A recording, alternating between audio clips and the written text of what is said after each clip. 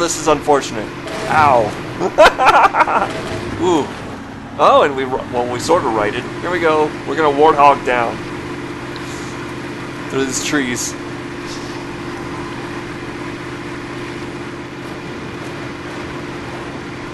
Ah. Oops. Into the drink. Aw. Sorry about that.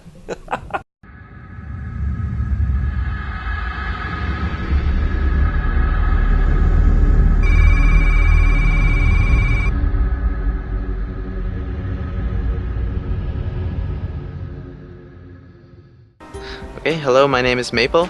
I'm a 1750 ELO League of Legends player, and I'm here for an interview. Hello and welcome everyone to another episode of MMO Anthropology, and as you can see, I'm in a spaceship! I'm here with Maple in Entropia universe. Go ahead and say hi to everyone. Hi, my name's Maple. And I would like to know, why did you choose Entropia Online to hold the interview? It has some nice scenery, and since I spend a lot of time here just trading for the real cash economy, similar to D3's auction house, I feel at home here. It's what I do to relax from League of Legends. Well, that leads us right into my next question, is what MMO games do you play on a regular basis? From what I understand, you play this and League of Legends. Can you tell me a little bit about your experience here, and then we can talk about your experience with League of Legends? Okay, my experience here, I actually started as a scout for my guild. In 2011, I was sponsoring a Dragon Nest guild, and I thought someone said, you can make money by playing this game here. So I just scouted it for my guild, and after a few months, I found, yeah, this game is terrible for making money.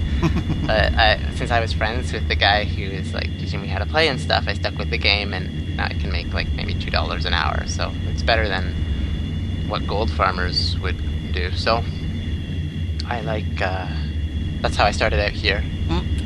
Yeah, I can. It is really amusing that you can make at least a little bit of money with the game, and introduce a tiny amount of cash flow with your fun or escapism, as it were.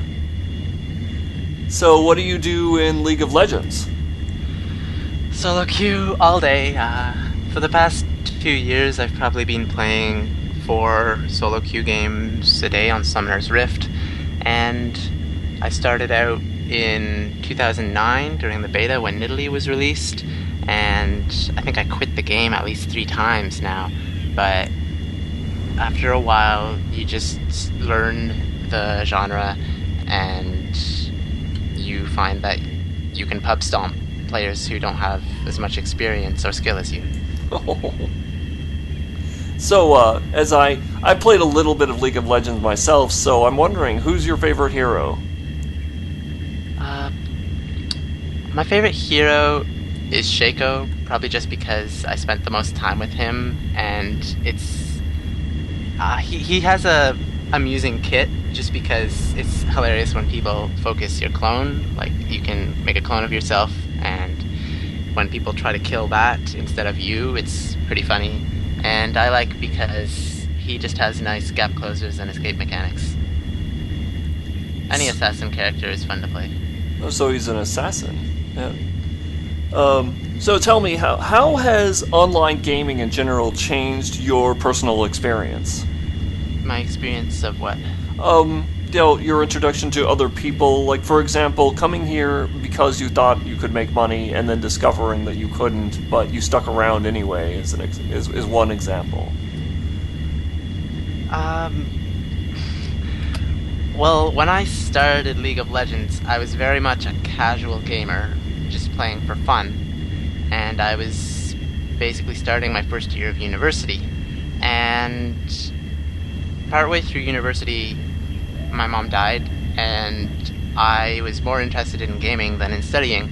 So I just stuck with gaming with the intention of seeing if I can make it into esports.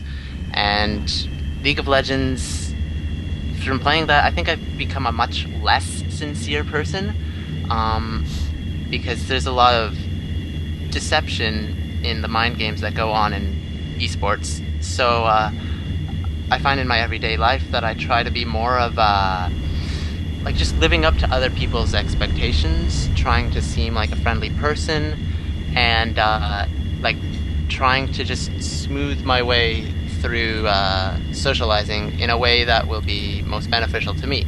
Whereas before, when I was casual gamer, I'd be more into like having fun for the sake of having fun, Whoa. studying for the sake of doing well in my studies, and like I think I took my life a lot more seriously.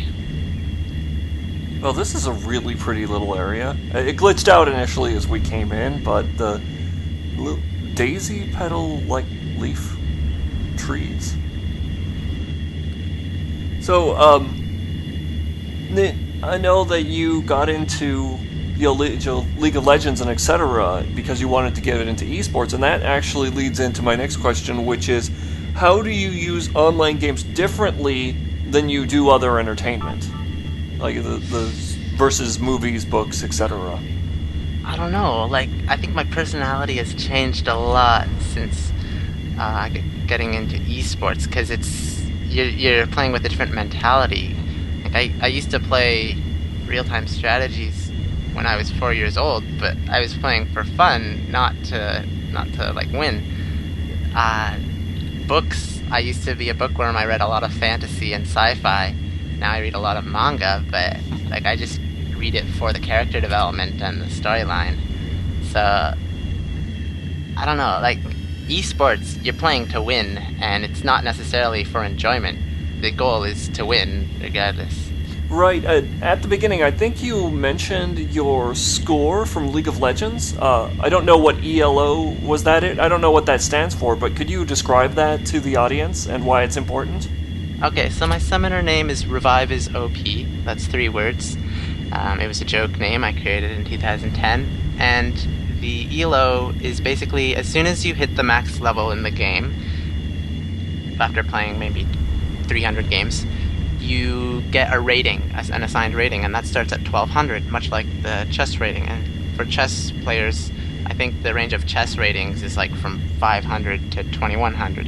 In League of Legends, the range is from 0 to 2400, basically. And 1500 I consider good. Like at 1500, you have mastered the game mechanics, and then the higher you get, 1650, you get like a shiny symbol, a shiny color for your rating, and then at 1900 you get a shinier color for your rating. And the people in tournaments are basically all from 17 to 2500 rating. So it's just basically how many more games you can win than you lose. So people use that in order to determine how veteran or how dangerous their opponent is going to be? Yeah, and if you play against players who are rated less than you, then you won't gain as much by beating them. You actually lose 3 times. I think you lose 18 and only gain like 9 for beating someone like lower than you. So it discourages people from playing people lower than them on the scale, and encourages them to play against people who are higher? Well, yeah, and it's all automatically matched. You're matched automatically against players. So you're usually against people of the same rating, and since there's millions and millions of players, it's pretty fast to find a match. So, do you have an example of your best experience or favorite experience from an MMO game? There's a lot of different kinds of experiences. I enjoyed... I guess the most exciting experience in League would be backdooring 1v5. This was with my favorite character, Shaco, and even though I don't main that role anymore of jungling, we lost a team fight, and I had to back out because I was dying. So my team got aced, and they took Baron. That's a map objective. And so just before we were going to lose, I just backdoored their Nexus, and I won the game with about 10 or 20% health. So that was kind of fun to have 5 people trying to kill me, and I know that if I took 2 seconds longer, then we would have lost that game for sure. So that's stuff like that is kind of fun when you're doing base races or just getting triple kills. Stuff like that is always fun. Well, I don't know that my audience is all that familiar with League of Legends. Could you spend a moment to explain what jungling is and how a League of Legends game generally goes?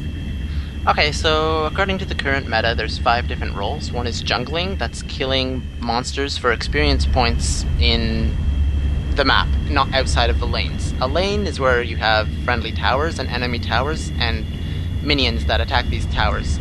And there's 3 different lanes and different roles for each one. So top lane is called top, mid lane is called mid, and bot lane has AD and support. So AD is like an archer, and support is a healer. And top usually gets some health or some physical damage, and mid lane usually gets some magic damage, and that's ranged. Mid lane is ranged. So that's basically the different roles. My favorite role right now is support, but I've probably made each role for at least a couple of months. So, can you describe some of the... I'd like to bring us back to Entropia Online, because we've been sitting here looking at these gorgeous vistas and what looks kind of like a weirdly volcanic region. Yeah, this is actually my favorite spot right here with all these cliffs. Some nice lighting up above, too. And we are rising up there right now. Yeah. Well, we're closing up on the end of the interview for the time I've got. Is there anything that you'd like to add to the things that we've discussed? Like, yeah, there's a lot of things that that players in League of Legends, basically the number one problem that the community has is that players on their team die unnecessarily. And although it's probably not what people want to hear, I want to say if you just try and prevent your teammates from making mistakes, I try and blame everything on myself, and so I use things to prevent my teammates from making mistakes. And I find that helps a lot with anything. It's just communicating with your team. So yeah, that's a piece of advice I'd like to give, is use pings. Awesome. I just popped out of the seat and figured I'd run up to the edge of this cliff here and show everyone what it looks like. Wow, that's far down there. There's some sort of road. Huh. But, yeah, everyone, take in this vista. Thank you for coming to another MMO Anthropology. Oh, look, a jeep. I'm going to have to grab that in a second. And thank you, Maple, for joining us and talking about a little bit about Entropia Online and a lot about League of Legends. It's been excellent. No problem. And for the rest of you, good night and good dreams. Do you play online games? Do you have Skype? Then we'd love to interview you on Massive Online Anthropology. Join the fascinating thousands who've spoken about their online gaming experience and be the envy of all your friends. Or at least get the MMO Anthropology Geek Merit Badge. Sorry, no t-shirt. See you then!